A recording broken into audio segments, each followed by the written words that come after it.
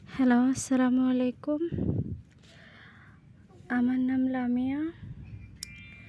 আমার বাড়ি কুমিল্লা দাউদকান্দিতে। আমার মা আছে, আমরা 2 বোন, আমি সবার বড়। আমার বয়স 16। আমার বাবা আমার মাকে ছেড়ে দিয়ে চলে গেছে। ছোট ছিলাম, ছোট থাকতেই। এখন আমার আম্মু অসুস্থ, সংসার চালাইতে পারে না। আমি একজনের বাসায় কাজ করি, ওখান থেকে আমি আবার ম্যাডামের বাসায় থেকে ম্যাডামে মেশিনের কাজ জানে, ফাঁকে মেশিনের কাজ শিখছি। এখন আসলে দেশের পরিস্থিতির কারণে আমার ওই কাজটাও চলে গেছে, আর একটা মেশিন নেওয়ার মতো তৌফিকও আমার নাই।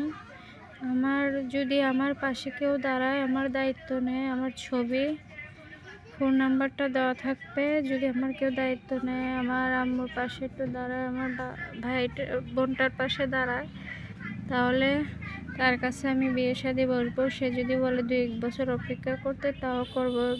বাংলাদেশে হোক বিদেশে হোক, যেই আমার দায়িত্ব নিতে চায় আমি রাজি আছি। তবে আমার ফ্যামিলির পাশে দাঁড়াইতে হবে। আমি 2 মাসের ঘর ভাড়াও দিতে পারতেছি না, দেশে আন্দোলনের কারণে ঘর ভাড়াটাও দিতে পারিনি।